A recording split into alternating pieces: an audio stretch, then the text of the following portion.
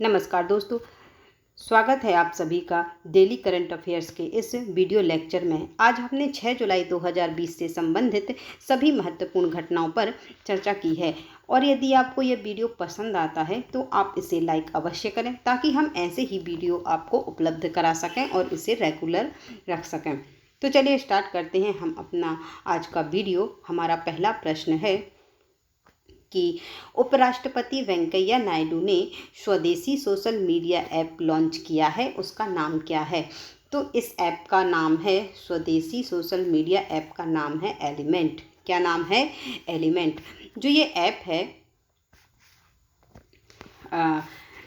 केंद्र सरकार के द्वारा चीन के जो 59 ऐप पर प्रतिबंध लगाया गया उसके बाद उपराष्ट्रपति वेंकैया नायडू ने स्वदेशी social media app element launch किया है और इससे आत्मनिर्भर भारत को बहुत बढ़ावा मिलेगा। इससे सूचना प्रौद्योगिकी जो विशेषज्ञ हैं अन्य उपयोगी ऐप बनाने के लिए क्या होंगे? प्रोत्साहित होंगे और ये आत्मनिर्भर भारत के चरण में बहुत ही अच्छा कदम है। ये जो ऐप है, एलिमेंट ऐप है, इसके द्वारा क्या होगा कि इस पर लोग वैश्विक स्तर पर जुड़ सकेंगे। इस ऐप के द्वारा लोग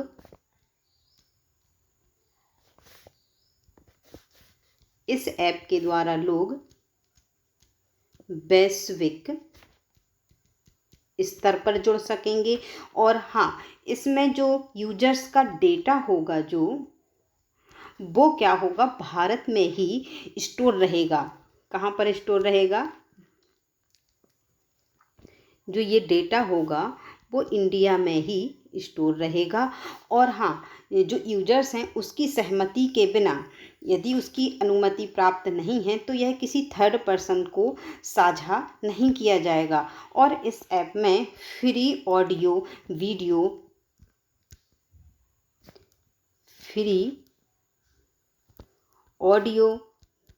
वीडियो के साथ ही जो पर्सनल चैट है इसकी भी सुविधा उपलब्ध कराई गई है।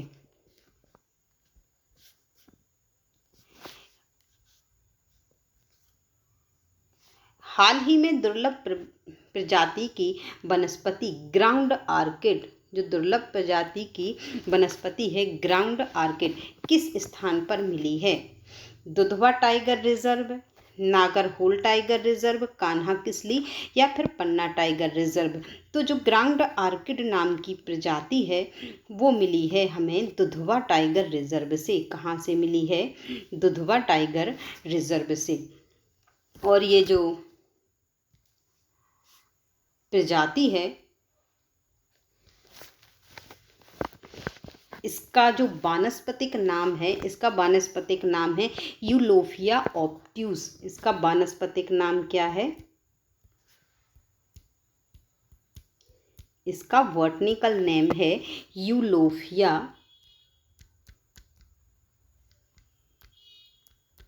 ऑब्ट्यूस।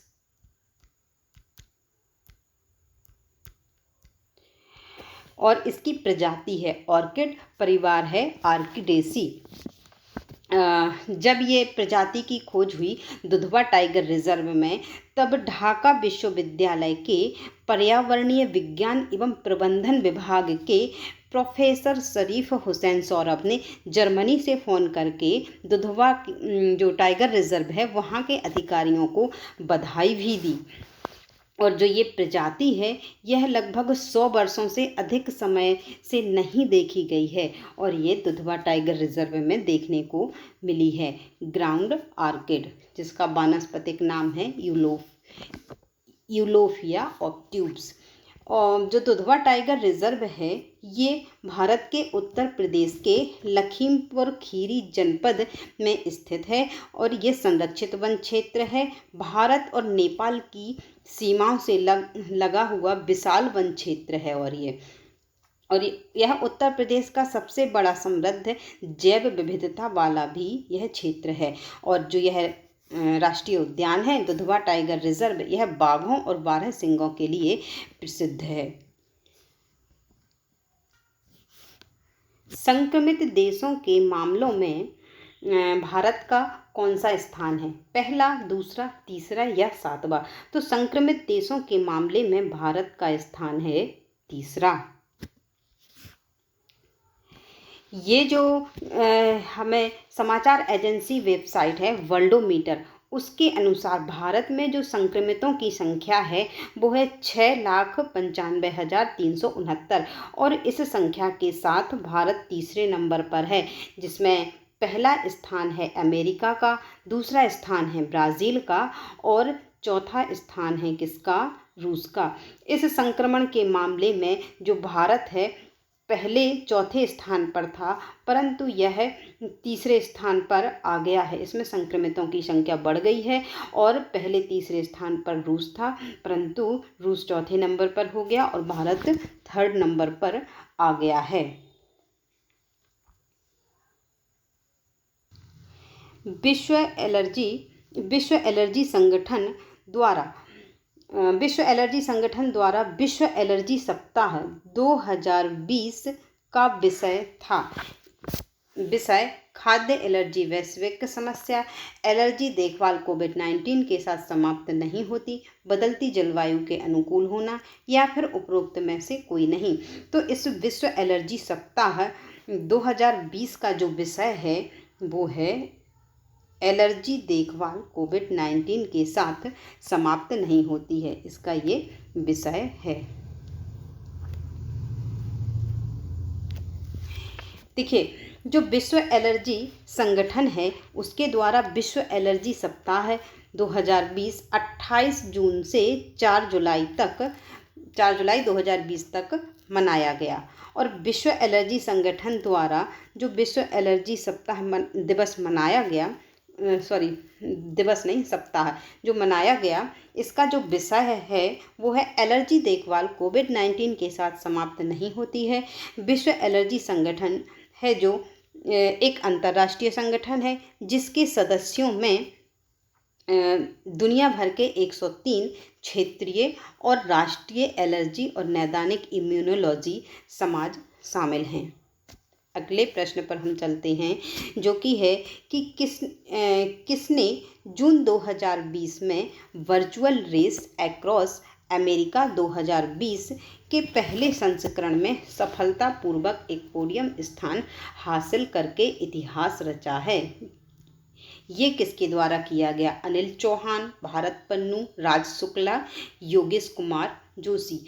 तो ये स्थान बनाया है भारत पन्नू ने, भारतीय सेना के लेफ्टिनेंट कर्नल भारत पन्नू ने। जो लेफ्टिनेंट कर्नल भारत पन्नू हैं, इन्होंने 28 जून को वर्चुअल रेस अक्रॉस अमेरिका 2020 के पहले संस्करण में सफलतापूर्वक एक पोडियम स्थान हासिल किया है और इतिहास रच दिया है। वह एक अंतर्राष्ट्रीय अल्ट्रा साइक्लिंग दौड़ में पोडियम स्थान जीतने में पहले भारतीय बन गए हैं। जो ये साइक्लिंग रेस होती है, जो इसके तहत वर्चुअल रेस अक्रॉस अमेरिका, पहले ये वर्चुअल नहीं थी, ये रेस अक्रॉस अमेरिका अमेरिकी ये साइक्लिंग रेस है। इसमें इन्होंने ये पहले भारतीय बन गए हैं अपना स्थान प्राप्त करके और कोविड-19 के चलते इस रेस को वर्चुअल कर दिया गया है, क्योंकि पहले जो ये रेस होती थी यह दुनिया की सबसे मुश्किल साइकिल रेस मानी जाती है और रेगिस्तानी और बर्फीली पहाड़ियों के बीच साइकिल चलानी होती है। परंतु इस बार वर्चुअल रेस में क्या हुआ है, इस प्रकार की चुनौतियां तो नहीं थी, परंतु अन्य चुनौतियों को शामिल किया गया है। जैसे इनको इस जो रेस को इंडोर कर दिया गया और लगातार 12 दिन साइकिल चलाने के बाद इन्होंने ये अपना रिकॉर्ड स्थान बनाया है और लगातार 12 दिनों के कट ऑफ टाइम के साथ ही इन्होंने अपना स्थान बनाया है।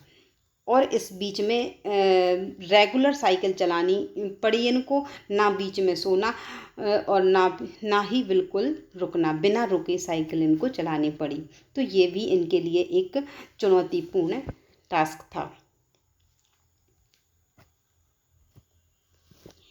अंतर्राष्ट्रीय बौद्ध परिसंघ IBC ने किस दिन धर्म चक्र दिवस के रूप में मनाया। तो जो अंतर्राष्ट्रीय बौद्ध परिसंघ है, इसने 4 जुलाई को धर्म चक्र परिवर्तन के रूप में धर्म चक्र दिवस के रूप में मनाया। यह है जो संस्कृति मंत्रालय की देखरेख में शनिवार को अंतर्राष्ट्रीय बौद्ध परिसंघ के द्वारा 4 जुलाई को आषाढ़ पूर्णिमा को धर्म चक्र दिवस के रूप में मनाया गया। इस दिवस के मौके पर मंगोलिया के राष्ट्रपति द्वारा एक विशेष संबोधन भी दिया गया। इस दिन क्या है, जो भगवान बुद्ध ने अपने 5 शिष्यों को प्रथम उपदेश भी दिया था।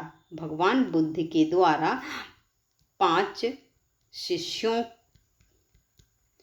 के लिए प्रथम उपदेश दिया था और इसे जो बौद्ध धर्म के लोग हैं इसे बौद्ध पूर्णिमा के रूप में मनाते हैं और इसे धर्म चक्र दिवस के रूप में मनाया जाता है। और जो हिंदू धर्म है इसी के लिए गुरु पूर्णिमा के रूप में मनाते हैं, गुरु पूर्णिमा।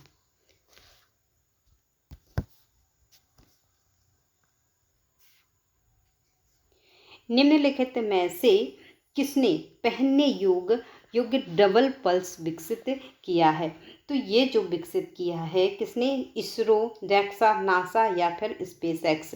तो ये जो पहनने योग्य डबल पल्स पेंडेंट है ये विकसित किया है नासा के द्वारा, ये विकसित किया गया है।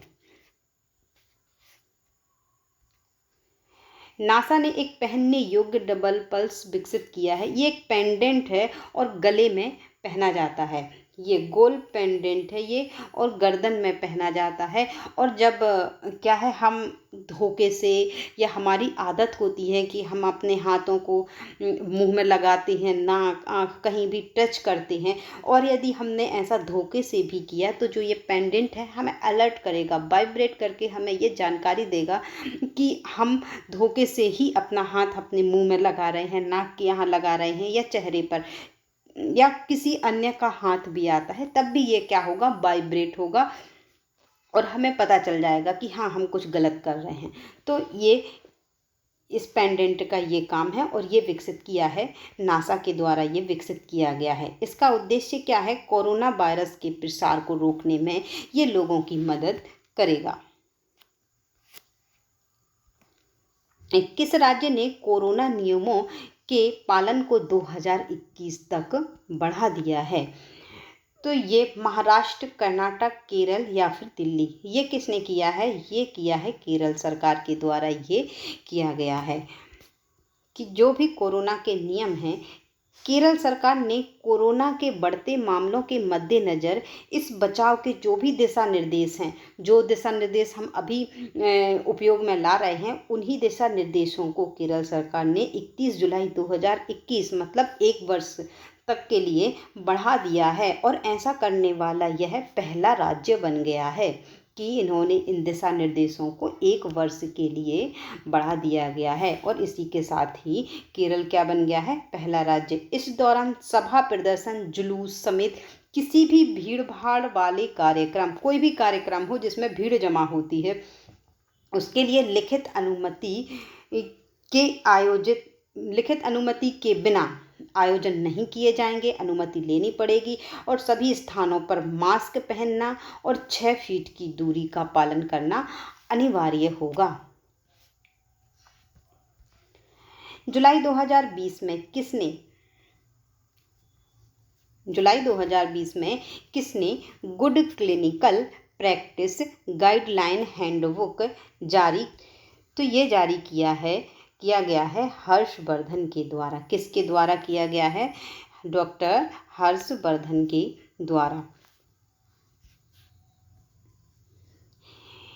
केंद्रीय स्वास्थ्य और परिवार कल्याण मंत्री डॉक्टर हर्षवर्धन के द्वारा good clinical practice guideline handbook जारी की गई है। उन्होंने बोर्ड ऑफ एग्जामिनेशन के लिए prospects for fellowship program for international student भी जारी किया है।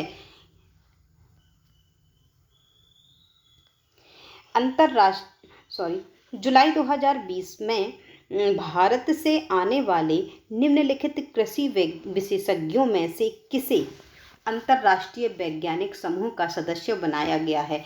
एक अंतर्राष्ट्रीय वैज्ञानिक समूह बनाया गया है, उसमें भारत के 2 कृषि विशेषज्ञों को शामिल किया गया है। तो वो कौन हैं? प्रोफेसर रतनलाल, डॉक्टर उमा लेले, संजीव रेड्डी, इनमें से कौन है? तो इनमें से प्रोफेसर रतनलाल और डॉक्टर उमा लेले, मतलब 1 एवं 2। तो ये हमारा आंसर हो जाएगा कि प्रोफेसर रतनलाल और डॉक्टर उमा लेले, इनको अंतर्राष्ट्रीय कृषि वैज्ञानिक समूह का सदस्य बनाया गया है। भारत से आने वाले प्रतिष्ठित कृषि विशेषज्ञों को अंतर्राष्ट्रीय वैज्ञानिक समूह का सदस्य बनाया गया है।